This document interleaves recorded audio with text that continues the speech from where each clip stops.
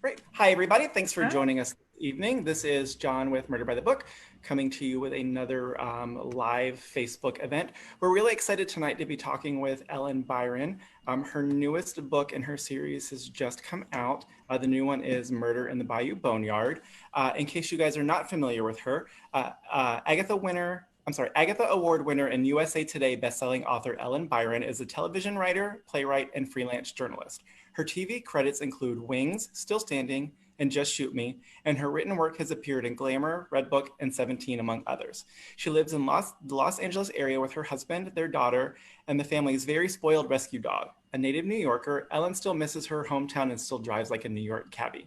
How are you doing tonight, Ellen? I'm doing great. Thank you so much for having me. It's great to see you.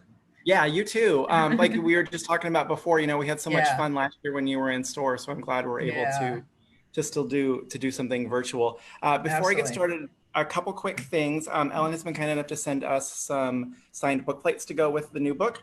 We also have recipe cards to go with the Bayou series, and one for Murder in the Boneyard. And then we also have some recipe cards for the other series as well. So when you order from us, you'll get those. Here Comes the Body is the first in the other series, which we'll also definitely be talking about in a little bit. And so while Ellen and I are chatting, if you guys are watching on Facebook, if you have any questions for her, you can drop those in the Facebook comments. I'll be checking those as well, and I will relay any of those that pop up. So Ellen, to start us off real easy, can you tell us a little bit about Murder in the Boneyard? Yes. Yes. A couple of years ago, every year since I've been doing this series, except for the first, I go to I was invited to the Louisiana Book Festival, which happens in Baton Rouge and is like my favorite outdoor. I just love the festival because I'm such an addict for these books and anything about Louisiana. So on my way back to New Orleans after one, I impulsively decided to do the St. Joseph Plantation Creole Morning Tour, MOURNING. And I learned, it was like a living history tour, and I learned some fascinating things about the Creole mourning customs and superstitions. And I thought, gosh, and I was inspired to write a Halloween themed Cajun country mystery. And it was like, why did it take me so long to get there? Because Louisiana is like very proud to be considered the most haunted state in America. And even though there is not a ghost in the book, there is a rougarou or rougarou. I'm never sure how to pronounce it. And that's like the Cajun version of a werewolf. And as in typical Louisiana fashion, it also has some elements of a vampire to it. So, and then I started thinking about, reading a lot about how Airbnbs are really creating problems for livable housing in some cities. So, and then my agent one day said to me, what about her relatives? And what about Canadian relatives? Because as most people know, Cajun is basically if you say Acadian fast enough, it becomes Cajun. And the Cajuns are descendants of the Acadians who were pushed out of, forced to leave Canada when the British came to power there. And it was called the Grand Dérangement in the late 1700s and mid 1700s. And a lot of them ended up in Louisiana. So I gave the Crozats some a Canadian relative. And then I thought, well, Canadians have such a reputation for being so nice. And a lot of, I have a lot of Canadian friends because I used to do a form of improv called theater sports, and they are very nice, extremely nice people. But what if there was a Canadian who wasn't so nice? An obnoxious Canadian, which you would think was an oxymoron. And in my book, it is not. So all those things came together for the basic plot. And then I also incorporated, I was fascinated by, there's a site that is not open to the public. It's you're trespassing if you're on it. And it was the site of, at one point, in the largest plantation in Louisiana. And they called it Le Petit Versailles. And it had these amazing gardens. And for various reasons, it fell to rack and ruin. And it's really tricky when you talk about the plantations, because you have to remember that they were really built on the backs of the enslaved. But this, I read a lot about this particular one, and I'm fascinated by abandoned places. I have this passion for them. So I incorporated that, and also an abandoned cemetery, a semi-abandoned cemetery, into it. So all those things give it a very Halloweeny flavor. And I love how the cover artist, I hope you can see this, came up with, I gave him some of the bullet points, and like, because there's a half abandoned manor house, and the above ground tomb, and then he had added the little touch of dressing up Gopher, the family basset hound, as a vampire. So so I think it's a really fun book for this time in the fall. So I'm glad you mentioned one of the questions I wanted to ask is, so how do you write about something like a plantation and kind of a lighter mystery, and still be able to kind of, offer it the proper respect that it needs given their history? Well, it depends. Like in this particular book, I don't touch on that necessarily, and it's a balancing act. In the first book, I think I'm trying to remember, but I had there's a storyline in the very first book, Plantation Shutters, where these college kids come, and she wonders, Maggie wonders why they're staying there, and it turns out they're scoping it out for one of their fraternity events, and which involves, kind of like, which is inspired by, I went to Tulane University, and there's a fraternity called Kappa Alpha, which was founded, I think, in the Confederacy. And they used to have this thing called Old South Day, where the guys rented Confederate uniforms, and the girls rented big hoop skirts, and they would, parade down to Lee Circle and toast Lee with champagne. And, I was horrified. I'm originally from New York, so even as a student, that horrified me. And I did a little research and found out that was still going on as of 2016, although it was pushed off campus, I think, in 2010.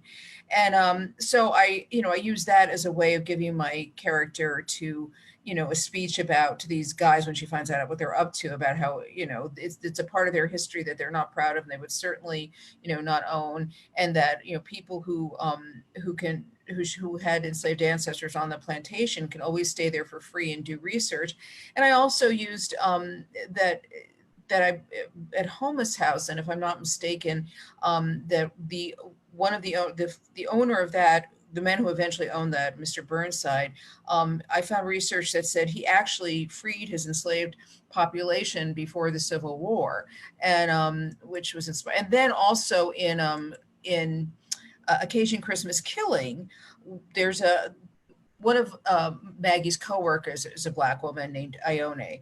And that's the thing, you're writing about Cajun country, you're writing about Louisiana, which is such a mixed population. I have a friend who's a Black woman, but she says, I'm African, I'm Creole, I'm French. I mean, because there's so much intermingling. And so I do a whole storyline where there's a new person that Ione, who's been working there, is kind of pushed out of running the place, or pushed out of being in line to run the place. And they bring this young girl comes in, and she wants to do a living history tour, and she hands Ione this sack of rags, and she's like, is like, oh, this can't be what I think it is. And the girl is like, you're not playing a slave, you're playing an indentured servant. There's a difference. And Ione is like, yeah, one's one word and the other's two. And by the end of the, I can say this about that, by the end of the book, that Ione ends up running the plantation. And one thing I had a friend of mine, a writer, I don't know, I won't mention her name, but she's a very prominent Black writer.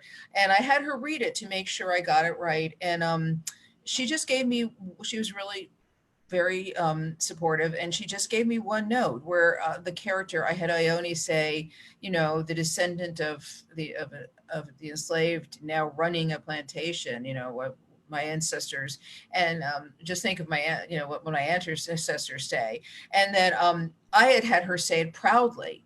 And my friend said she wouldn't say it proudly. She'd be more like musing. So that was the one adjustment I make. So, and so I try, and then there's a character, I try also to write, like, if I'm writing a Black character, to make it like not just about being Black. Like there's a character named Mo Heedles who's a very successful multi-tiered marketing, sells like a skincare line, and now she's going to be working at the family spa, and so she's a successful, ambitious businesswoman who happens to be of color, but that's not what it's all about, Yeah. Yeah, so it sounds like that you are, or your process is kind of acknowledging it and not kind of shying away from it, which is great. I'm not going to mention which book it is, but there's another cozy that I read where the main character was living in essentially the slave quarters behind the house, and the way the character kept referring to like the guest house, or that's where I think the word they used over and over and again was servants. And I was just like, no, like you have to no part of this is good. I finished it, and then the publisher, because we can review early stuff, the publisher got a hey, I'm just going to throw this in here where only you guys can read it instead of online thing that y'all well, and I think it's great too that you have a diverse cast, like you said. I mean, the setting calls for it. You have to, because cozies in general have been always kind of a very white genre, and we're starting to see that not be the case anymore, which is great. Yeah, well, and also, I mean, since this began, I wrote the first book came out in 2015, and I look back, and in that book, in Plantation Shutters, I didn't, I keep doing these plantation tours because you learn a lot from them, and a lot of them now are really writing to their history, like you do Laura, or you go to, Destrehan. Some don't. What I've noticed is the ones that are Creole plantations are much more open to talking about the enslaved population and showing what they, the hell they lived under, and very open about it. Whereas a couple of American plantations, the ones that were built later when the Americans, after the Louisiana Purchase, when the Americans showed up, a lot of them they shy away from it, which is not cool. But in the first book, I look back and it said, I use the word slaves, not enslaved. And in the 5 years, that's something I would not do now, so, and I forgot, there was something else that you said that made me think of something. I'm trying to think. I forgot. It'll come back to me. Oh, I know what I was going to say. That I also have a character, JJ, who runs the local hangout and is beloved member, and he's trans, and but I don't make a big deal out of, I don't turn that into a political statement, because he's just someone who lives there, who grew up there, and he's taken over. He wears his mom's caftans, and he's always dressed for holidays, and it's just, he's a beloved local. So, and actually my editor has commented on the fact that he really appreciates the diversity. And again, it wasn't like conscious, it was just like, that's the world. Yeah. So real quick, so do you think that people need to start with the first book, Plantation Shutters, in this series, or do you think that they can jump in with this new one and be caught up with everything they need to know? Oh, absolutely. I mean, I think of my books as, and I think a lot of cozies are like this. It's like, everyone gives Murder, She Wrote analogy. And I also give the analogy of Castle, where you have the story of the week, and then you have the ongoing arc of the characters. And, even with Murder, there's really, the relationships have certainly progressed since the first one, but you won't be missing any information when you come in here. You'll have everything you need to know for where these relationships are at this particular point of time, and then the case stands completely on its own. So for any of our viewers out there who might not know what a cozy mystery is, how do you define a cozy mystery? It's usually a mystery with an amateur sleuth, and quite often they're women, not always. And there is no gratuitous violence, bad language, or sex. And I've said this a million times, but I always say it, that for me, it's not that it's a political thing. It's that I cannot write sex. I'm like, I buy books about how to write sex, and I can't read them. So, and my thing is, and this is, anyone watching knows I said this before, that my characters consummate their relationship between books. So I didn't have to write it. So I come into the one book, and they've done it, and in between. And I actually, when I took one playwriting class in New York, and that was it. And one thing that really stuck with me is he said, you only use profanity when you can't think of a better way to say something. And to me, that's like, it's such a great writing challenge. Like in one of my books, and I believe it's it's six Mardi Gras Murder believe they're being trolled by someone on a travel site, and Grandmère, the grandmother who's in her early 80s, is like, she's so angry and she wants to curse, but it's not in her character to curse, so she'll say things like, "Oh, shiver me timbers," or "Oh," instead of "mummy funny." So it was like so much fun rather than have her curse, to come up with ways around it. And once, after my first book, I'll tell you the story. So Plantation Shutters comes out, and I get an email from a reader who says, "I really enjoyed your book, but my only complaint is that you took the Lord's name in vain too many times." I'm like, "What?" Because we literally, my publisher and I, because I didn't even know what a cozy was, and he said, "Look, this is what you're writing.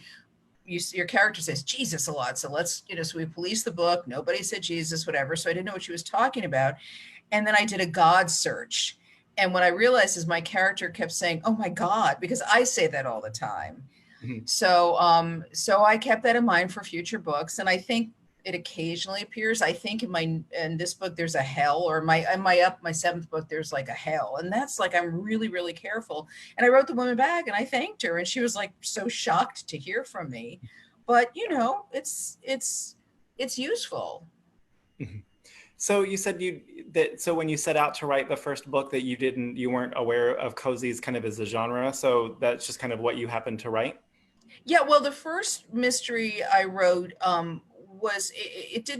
won a Malice Domestic William F. Deak grant for unpublished writers, and I'd never heard of these. I'd never heard of Malice, Left Coast Crime, BoucherCon. I never, I come from a TV background and a theater background, so this was a completely new world to me, and that book, which was the original title, was Reality Checked, and then the revision, it went out on the title You Can Never Be Too Thin or Too Dead, and it was set in Los Angeles, and the character, my protagonist, was a psychologist at the wealthiest school in Los Angeles, but it didn't sell. And in the time when my agent had it out, and I was like kind of getting into the mystery community and learning about what a traditional mystery is, what a cozy is, suspense thriller, I realized why. And it was really it was a little too jaded to be a cozy. And then I thought, well, what else do I want to write? And I've just always had this passion for Cajun country. A lot of my plays involve it. There's, I have plays that are set there and characters who are from there. It's just a passion for me. So I decided to write, and at that point I kind of started having, okay, so I guess this is a cozy. And, I didn't necessarily follow the parameters like, oh, this is what I need to do, but that's why we had to do a God search and a Jesus search, because I was, so, and then the recipes were completely accidental because I'm not a cook. It's not, I like to bake, but I can't because I'm too heavy. Everyone in my family is always dieting. But I was like writing about jambalaya and gumbo, and I hadn't been to New Orleans in a while. I was making myself so hungry, and I thought, well, if I'm hungry, my readers are going to be hungry. So I, decided to put in some recipes.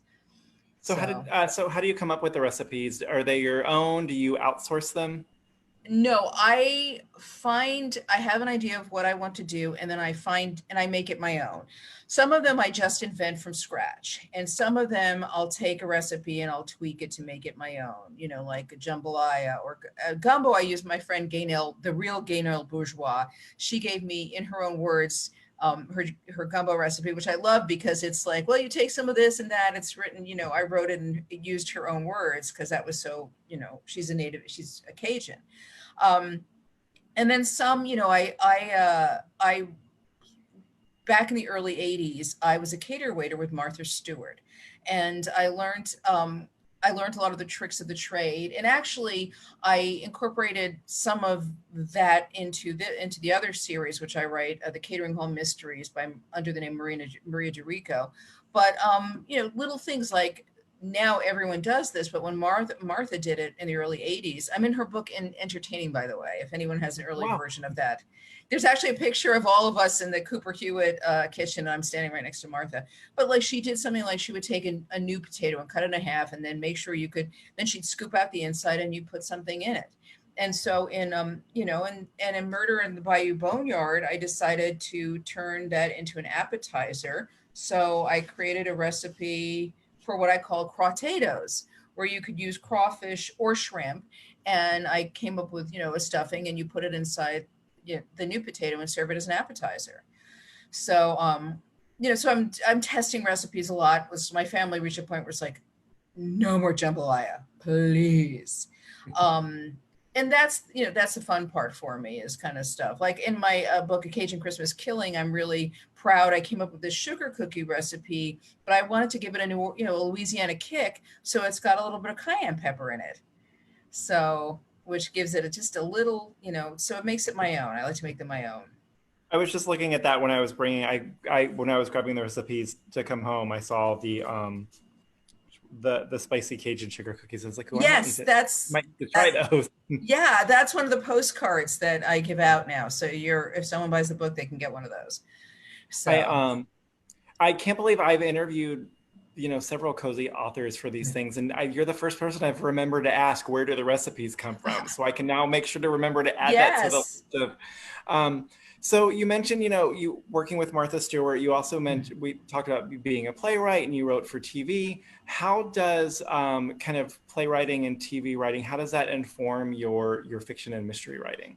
Well, I think the playwriting in this series really are a happy marriage. One thing that I kind of got a little burnt out on writing scripts.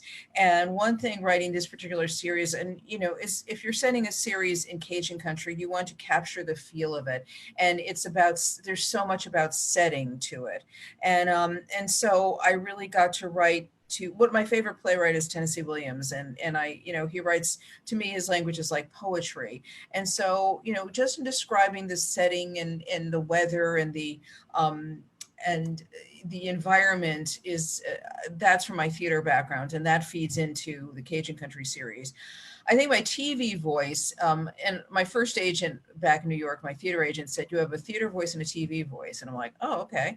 And I think my TV voice feeds into the Catering Hall mysteries, which are set in Queens, but they're still very cozy, even though it's an urban cozy. It's a little community and a cast of regular characters, and there's a lot of humor in it.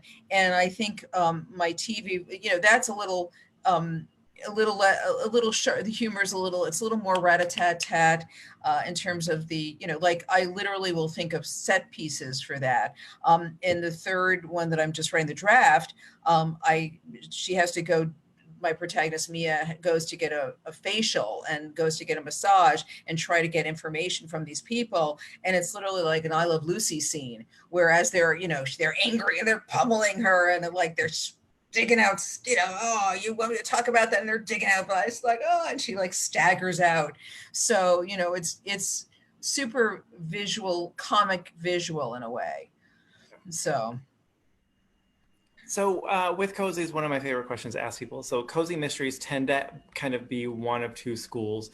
Either the author likes to have that dead body has shown up by the end of the first chapter, and the heroine has tripped over it right away, or they tend to, pop the body in 60 or 70 pages in, so that way you have kind of a good chance to kind of get to know the victim beforehand. Yes. Which are you? I'm the latter. I try to get it in by, page 50, or sometimes I think the latest is page 60. Because for me, part of the fun is setting up that person. And even if going, the second book, look, sometimes you give it here, I'm going to show you the cover of the second book in my Catering Hall Mysteries, because in the title, can you see the title? Yeah. Mm-hmm. It's Long Island. Yeah. And so, it's creating that character. It's almost like, it sounds terrible, but it's almost like it's fun to create a character people are rooting that, part of the thing about a cozy is that you're not devastated. It feeds into that thing. Well, if you're gonna kill someone, and that's a pretty good person to kill because they're kind of an asshole. Yeah. So it kind of feeds that fantasy we may have about certain people. It's like the world would not be so, it wouldn't be so horrible if the world was without them, and I like setting it up. I like creating that, and occasionally, sometimes, I thought it was a great compliment for Murder in the Bayou Boneyard, is someone wrote, I didn't expect that person to be the person who was, killed. A couple of times I've gotten that, and that's also cool. So, but I think the thing is, cozies, as far as a murder mystery can be, are comfort food. I was in a webinar listening yesterday about, I'm working a work in progress that is a timeline in the past and a timeline in the present. And, the person leading it was talking about books that have this, and a lot of it was like, and that's when the kid was killed or the teen was killed. And I'm like, I personally don't want to read a book where a child or a child dies, or a teenager is horribly, misused and dies. It's, I'm a mom, and that stuff really upsets me and stays with me. And then it's not an escape to read it for me. I don't want to be haunted by books.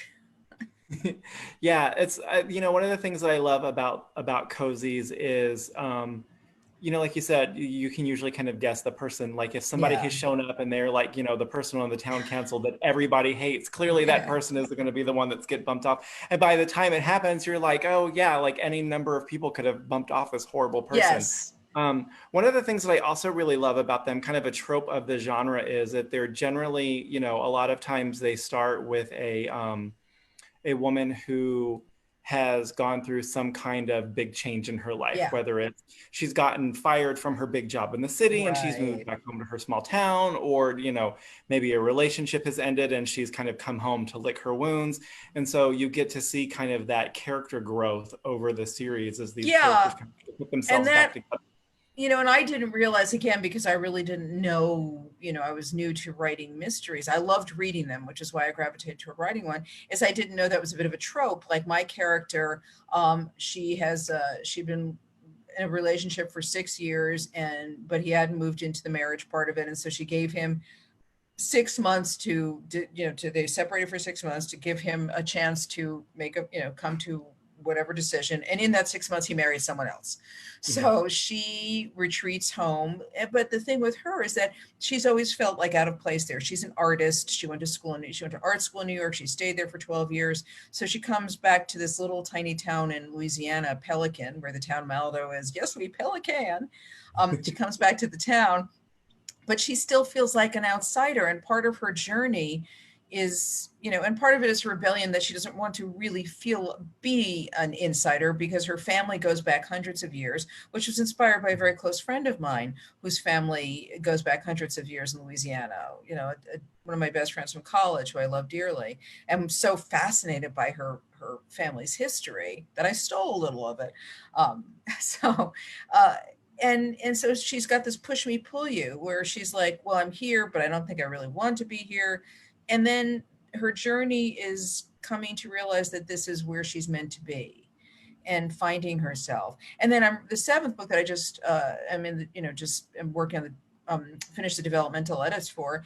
Well, she has a career crisis, because like she feels like she's lost whatever her spark was as an artist, and maybe she's meant to never do it again. And that's really kind of like really the end of the line for her. Like, oh my God, that's not what I envisioned my life being. Just being in this small town, living my life, and not having my artistic passion and outlet. So we've got a couple questions from the crowd. So Emily asked, she says, curious, since she lives in Louisiana, what do you consider Cajun country? She says in Lafayette, they consider New Orleans Creole. Yes, absolutely. New Orleans is Creole. And actually, my characters really live more in the river parishes. Initially, the series had a different subtitle, and it was originally Plantations and Pralines, and I'm so glad we went away from that. And then I, wanted to incorporate my real fascination with Cajun country, because Lafayette is the center of Cajun country. And then you have coastal Cajun and prairie Cajun, and the coastal, and I've traveled by myself and with my husband and stuff, I just can't get enough of it. I just love that area so much. And so I am, to anyone who knows Louisiana and kind of like pinpoints where my characters are, it's still, some maps still consider that part of Cajun country, but they're also their own thing as the river parishes. But, my friend Gaynell, I mean, she lives in Gonzales and Sanamon, and she's grew up in that area her whole life. And she's like 100% Cajun on both sides. So, so that's, and I always say I really don't know much north of I-10.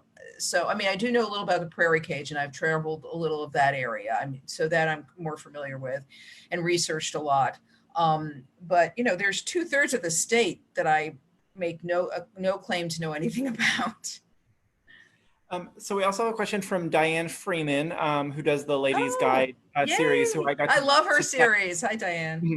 Me too. I got to chat with her. So if you guys are watching, if you check the store's Facebook account and YouTube, you can see my chat with Diane and Alyssa Maxwell a couple of weeks ago. So she wants to know, how do you decide what type of end your victim will meet? It depends. It's interesting. I try to make it different. I always want it to be not graphic, and it depends on what's motivated the murder. Like if it's a more thought out murder, then it's going to be, perhaps a gunshot or a knife.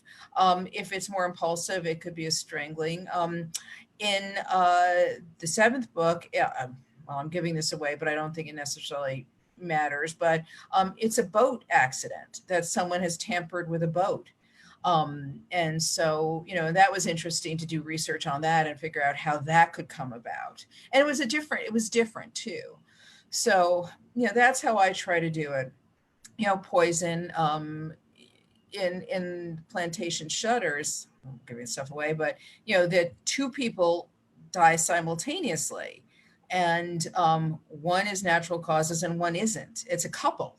So it's like, okay, well, who had a natural death and who didn't? Or the assumption is they both died naturally. Then the assumption is they were both killed. And then the assumption is, oh, no, only one was. So, and that was fun to play with. And I have to say, because you mentioned a couple of times, Plantation Shutters is like the perfect title.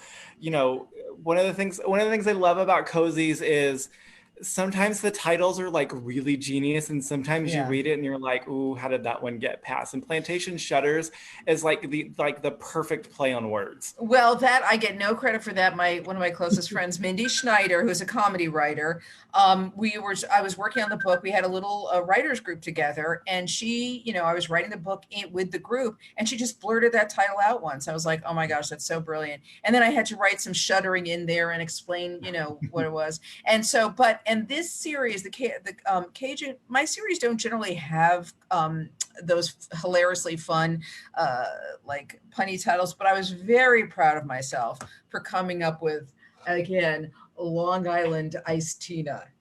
So I was there, and my editor was like, man, I'm like, what do you mean, man? That's like the best. That is the most ridiculously punny title. I defy you. And now people are like, oh my God, I love your title. So.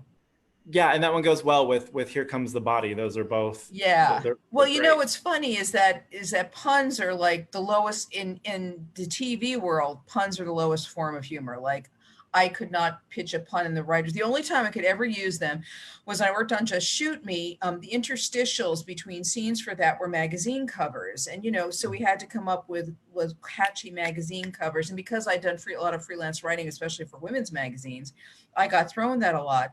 And so I was saying this somewhere else that I had to come up with like, what I remember was emotional baggage and what it was about purses. So, but aside from that, and my TV writing partner, when I was started on this, cozy journey, I would read her these titles and she'd be like, oh my God.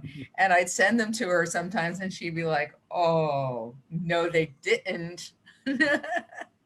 My nephews on my husband's side are huge pun advocates, and anytime that they're around and he's around, like it's just like there's always some point where I'm like, okay, no more. That's hilarious. Like, not handle another one. So I'm like, so anytime I see like a good cozy pun title, I'm always like texting it in the family group chat, like, hey guys, here's another one for you. Oh, that's funny. Well, Mark Baker, who blogs as Carstairs Considers, is always sharing memes that are puns, and some of them are like, wait a minute, how are you, like some of them are hard to figure out. Yeah. So they should follow him. So since we were kind of talking about ways to knock off victims, what kind of research do you do? Since, cozies, the characters tend to be amateur sleuths. They're not, it's not a police procedural, so they're not doing like fingerprints and kind of forensic stuff. What kind of research do you do to figure out how kind of a lay person would be able to solve a crime like that? Well, the thing that was funny with mine is that, I wanted to make sure that I didn't just want to make the police stupid.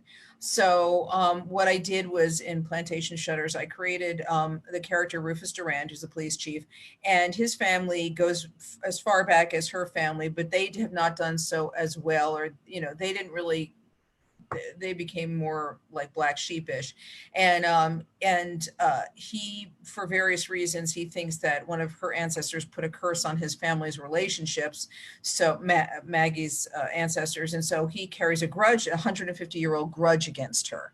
So that's his motivation for thwarting her and not taking her seriously and not treating her well.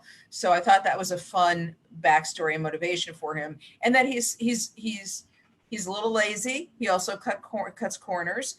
And it's funny because and then for her, it was, I think with the second book, we were in this little writers group, and a newcomer was to it, and she was like, she didn't get what I was doing at all. And she's like, well, how can she solve crimes? I mean, is it because she's like an artist and she can, she's got some like really good, like visual acuity. She can like kind of see stuff others can't. And I said, yes, from now on, that's exactly what she did.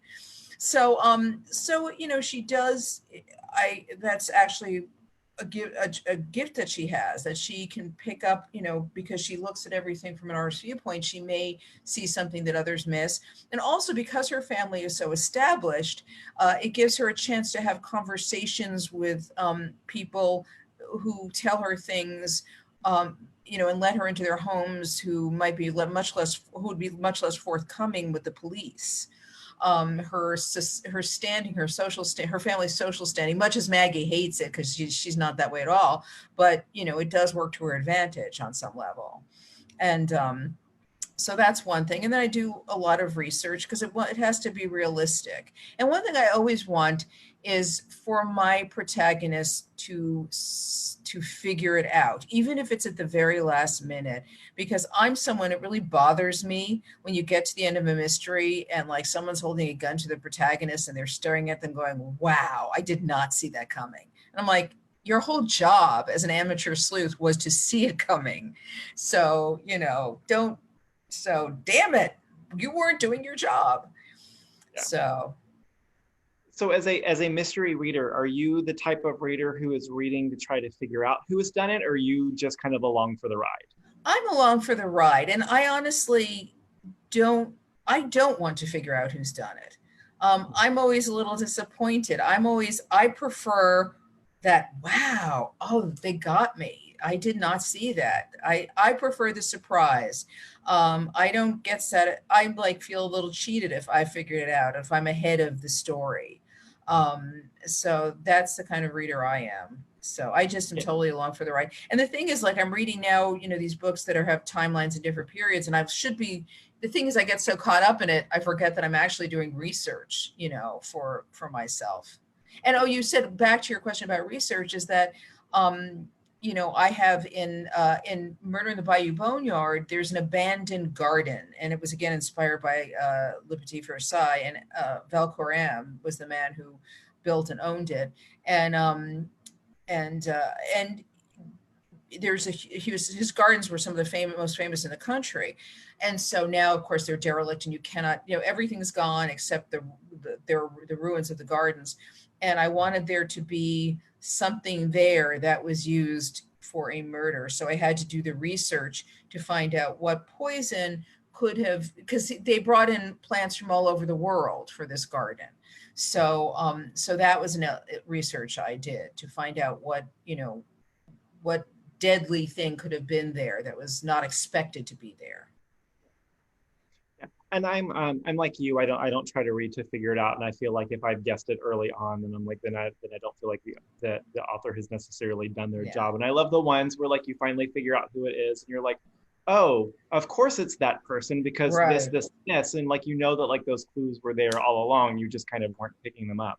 Yeah. Um, so we've talked a little bit about the other series, Here Comes the Body, which you said you write under the name Maria DeRico.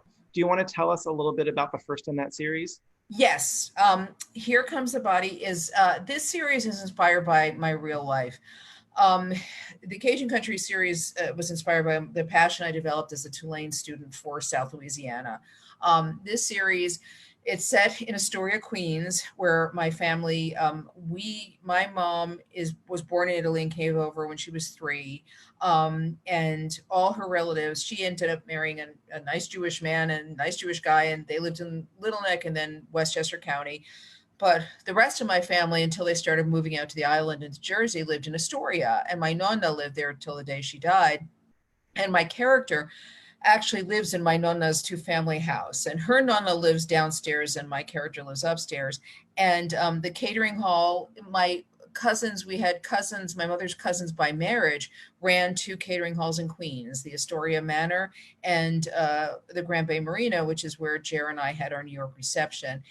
And that is literally where my character works. And basically the premise of it is she had did an impulsive marriage and was living in Florida, and then her husband disappeared, and this is the backstory, and she was presumed a person of interest in his disappearance until the boat washes up with the body of his mistress, but he's not there, but he's considered declared dead. So she moves back to lick her wounds, moves back to Queens.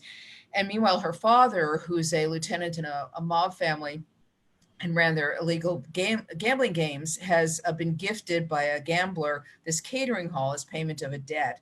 But he has to run it as legitimate business because the mob does have legitimate businesses. They don't just have illicit businesses. And so she's determined to help him make a success of this so he can continue on a straight path. And ironically, my grandfather on my Jewish side was a low-level mobster and disappeared in 1933. And that's the inspiration for the standalone I've been, battling with for the last couple of years whenever I have the chance, which is inspired by his disappearance. And because I can't see, I said it in New Orleans because I have to write about the past and the present. And one great thing about New Orleans is so much of it looks now like it would have looked in the 30s. So I am very comfortable with that. So yeah, and it's really a fun, I have to say my books are a fun read, I hope. And so when does Long Island Iced Tea? Now that comes out the end of February. Okay. So. One of the things I really liked about that series is because you go in, and I was thinking, when you're talking about it at the store last time, you go in and you're like, okay, so when you think cozy mystery, like the last thing you think about is like mobsters, and how are you going to figure out a way to make the mob cozy, mystery friendly, and just the idea that he's trying to run this as a straight business just sets that up perfectly. It's really well, smart. It's like Married to, one of my favorite movies from the 80s was Married to the Mob, and and so it's got a little of that flavor, and the one, I think some Italians bristle a little about the mob connection. It's like, why does everything have to be with the mob? But let me tell you something, that one of these cousins who ran the catering hall, we were over at the family, and they've been moved out to Jersey, and we're over for dinner, and my dad was talking about some business associate. He was having some terrible problems with one of his clients, and the cousin, who I won't say his name, was like, Dick, you got a problem? I got a guy. And it was literally like Joey Six Fingers Gotcha Baloop. I mean, it was straight out of, that was his guy. And I talked to another cousin recently. She said, well, there were always rumors. So in my particular case, it wasn't to that extent, although there are some other inklings, but there's a little, it's not as far-fetched or as stereotypical because it does tie into my family history. And I think one of the things that both series do really well, they have such good sense of places, whether it's Queens or whether it is Cajun country. Just having two kind of vastly different locations make it easier for you to switch between series. Well, yeah, yes, because I think it does help, because what it is that, writing the Catering Hall Mysteries, I'm writing in my New York voice. So I hear those characters in my head. They speak in the accents. Like, I hear, for Mia Karina in the Catering Hall Mysteries, I hear like Leah Remini is the example I use. I hear her voice, that great New York, that Queens honk.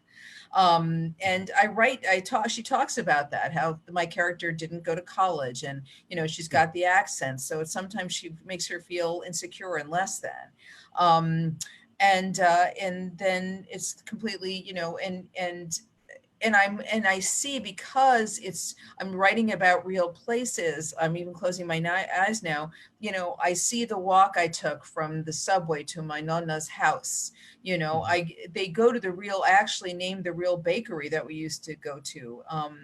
And buy our, the pasticceria that we're used to buy all our, baked goods from. So, that helps. And I have a New York accent in my head when I'm writing that book.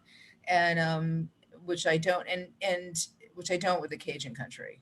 So can you tell us a little bit about the decision to write the Catering Mysteries under a pseudonym? Well, it wasn't my decision to make. That came from the publisher. They wanted, for whatever reasons, business reasons they have, they asked me to use a pen name, and that was, the deal was based on that. And so I chose to use my nonna's maiden name, Maria de Rico, which actually gives it a nice Italian flavor and is kind of an homage to that side of my family. So, but I keep forgetting, especially now the pandemic, all hell broke loose about 2 weeks after the first book launched. So I didn't have the chance, I was at Left Coast Crime and suddenly it shut down. So I never had, and and Malice was canceled and everything was canceled. So I never had the chance to sign and be Maria. So I still, like, now if I'm sending someone a book, it's like Ellen, I mean Maria, so a lot of these books go out with a double signature. Yeah. So yeah, it's crazy to think that you were in the store. What was it? It was after BoucherCon, so it was like November. It was November, I think 6th or so. Yeah. It feels like it was 400 years ago. I know, because I was in Louisiana. I was in New Orleans for Halloween, and then we went up to Baton Rouge for the Louisiana Book Festival, which is like my favorite thing. And then we drove to Houston to be at the bookstore. It was quite an adventure. Yeah, I just got my, the on this day Facebook memories thing just remember, like yesterday, that like a year ago I was sending out posting on my Facebook to the authors, hey, if you're on a BoucherCon panel, make sure you fill out this form so we know books. And I was like, oh my gosh, just seeing that just makes me want to twitch a little. That seems like it was a completely different lifetime ago. I know. And it was and going to Houston was so great for me, because several of my best friends from college lived there. So, and then Stephanie Evans, a dear writer friend, was there. And, so it was so fabulous to see people. And not only friends from Tulane, but a friend, I started out at SUNY Binghamton for financial reasons, a state school in New York. And I stayed with a friend who I knew from Binghamton. So it was really just a fabulous trip. Thank you for giving me that opportunity. Oh, and you have an open invitation anytime. When this is all over, we would love to be able to do it again. Awesome. So now that you've kind of, you are writing cozies now, that you're writing cozies now, you've kind of immersed yourself in this world. Do you read them as well? Yes, I do. But I actually read, I also like, I'm writing trying to, like I said, this work in progress, which is more of a traditional / suspensey book. So I like to read outside the genre too, because I think the more you read outside, the more you bring back to it to give the genre you're writing layers and different things. So, I love to read Louise Penny. I read Jacqueline Winspear. I love historical cozies. You said Alyssa and Diane and Mariah Fredericks, and I just love all those. Susie Calkins. I mean, I love L.A. Chandler. Jennifer, I mean, I could go on and on, but I just love, you know, Katrina. So that's probably my favorite cozy genre to read, the historicals. Um, and the thing is, I also try, you know, Edith Maxwell and you know, the Quaker Midwife series. I mean, I could go on and on because there are so many that I've read, and I always try to read one book by someone I know, and but I'm like, so I'm so backed up. My Kindle is exploding. I'm glad to see that kind of in the last, I don't know, five or so years, that just kind of historical cozies are really kind of having their moment, because I'm a big historical fiction fan too. So I love those. And contemporary cozies too. I'm the resident cozy reader at the bookstore. Oh, that's great. I love hearing that. I have my own little, What's your pet peeve about cozies? Do you have a pet peeve? My pet peeve is the ones where kind of the hook takes over the book. So if you guys are watching, you're not sure what we talk about, like with a hook. Like the hook could be like it's a bakery or a chocolate shop, or it's kind of the thing that like is kind of the character's either hobby or their profession. And I think you can really tell when the person is like, okay, hey, I was hired to write this book that's specifically set around like this hobby or this topic, where like you can kind of tell that it's kind of written more towards that than rather than like something that the character loves or something the character is kind of invested in. That's my it's a balancing act, because you want to put enough in there so that people realize that you know, some readers complain that people have jobs and you never see them work. So, you know, you want to put enough in there to make it realistic. Like honestly, with the catering hall, and Here Comes the Body, when they go to she has to go to Manhattan to do an event. I was like, oh my God, what did Martha, because we used to set up events at our house in Westport, and then we transport everything down to the city. So I literally had to go back to that and remember, you know, some of the stuff we did and then write to that, but then also keep the mystery alive. It's like the character, you know, if it's going to be boring for the reader if the character just stops, like unless like sometimes you use it as a diversion. Like my character's like, I need a break from thinking about, you know, the mystery. And there's a little of that in my 7th book. You know, Maggie her husband gives her art lessons with this artist as a gift in New Orleans. And so it's almost like there's some like block comedy scenes where she goes to this artist who's this totally out there woman, and you know, but hopefully there's a humor and stuff in it, and it stands on its own because it's part of her journey through the book. So, and I'm going to share a pet peeve that actually isn't with, I already shared my one pet peeve where the sleuth does not figure out who did it until, you know, they have a gun to their head. And I have a pet peeve I'm going to share on behalf of cozy authors, and that I feel like there are aspects of the mystery world that do not give the authors in the series the respect they deserve. Like they're very quick to dismiss the whole genre, and which is not fair, because, you know, there are plenty of subpar thrillers and suspense books, but no one dismisses the whole genre. And I would really love to see, you know, Boucher Kahn and the Edgars and really see them acknowledge and give the support that these, you know, that the genre deserves. So I feel like there should be a historical category, and either, you know, Left Coast has the best humorists, and that's really great because it acknowledges, because a lot of those books end up being cozies that are nominated. So at least it gets them out there, you know, and helps promote them. Yeah, and you know, I will put, you know, the character development in a cozy up against, you know, any thriller out there. I mean, the thing that I love most about cozies is you get to meet this main character, but then you also get to meet like the townspeople, and you know, like their quirky neighbors, and like just the characters, and like just the communities that these books require. You know, I will put the character development there up against anyone. So I am right there with you. It would be nice to see kind of the rest of the community.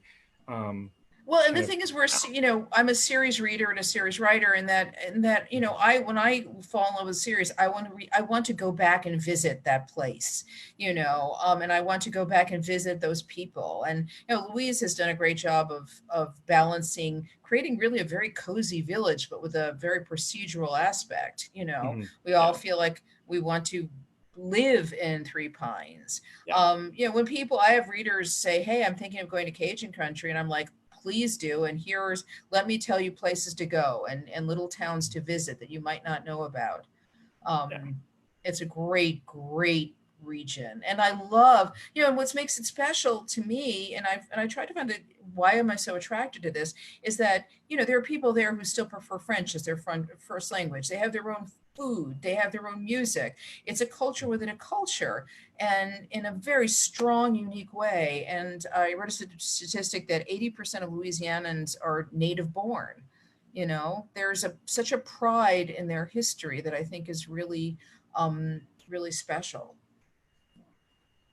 Well, thank you everybody for joining us this evening. If you tuned Yes. in late, I want to recap. We have been chatting with Ellen Byron, whose newest book, Murder in the Bayou Boneyard, has just come out. As I mentioned before, we have signed book plates to go with them.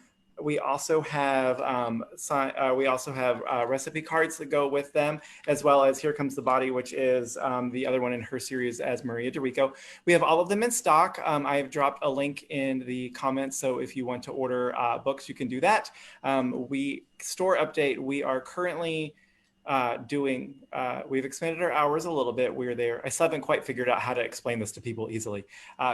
So we have expanded our hours. We are there 10 to 6 Monday through Saturday. We're doing curbside pickup Monday through Saturday. And then on Fridays and Saturdays, we're offering in-store browsing appointments. So you can book those through the store website, or you can give us a call for that. And can I just throw one thing in that unfortunately for some reason on the group chat, I never saw anyone's names in there. So if there's anyone here that I know, like I heard Diane, hey Diane, or, you know, any of my, readers, please forgive me for not acknowledging you. I have a blank column there. So if you're watching, so basically all the comments are on the Facebook Live. So if you want to okay. you kind of go back through and scroll through there. Great. I'll do that. So we are available by phone, 713-524-8597 or murderbooks.com. Also, we understand with kind of everything going on, book buying isn't necessarily in everybody's budget right now, which is one of the reasons why we wanted to talk about Ellen's other series, because Here Comes the Body is available as a mass market paperback. But if you were enjoying these and potentially you already have her books, or books aren't in the budget at the moment, we also have dropped a link to a virtual tip jar for Murder by the Book. That's another great way to support the store. Of course, the best way to support us and our author friends is to purchase their books. Ellen, thank you so much for joining us tonight. Thank you, John. It's really good chatting with you. It's been great. I really appreciate it. Yeah, so we'll have to figure out kind of where the world is in February, and if we're not able to do things in store, we can set up a panel. Maybe we could do a cozy panel in February when the new Maria. Oh, that'd be fantastic. Wonderful. So thank you so much. Thanks. Have a good evening. You too. Bye, everyone. Thank you.